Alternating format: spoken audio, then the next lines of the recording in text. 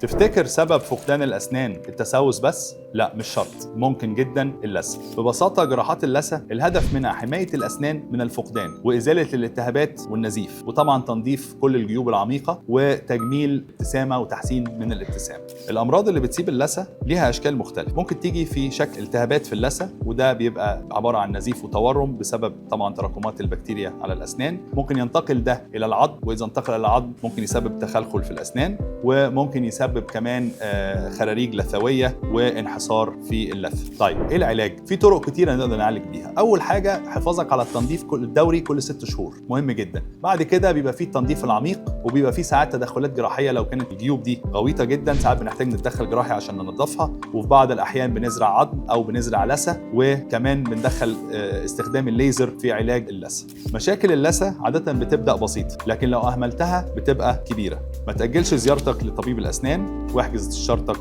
على طول، لأن سر ابتسامتك الجميلة في اللثة السليمة.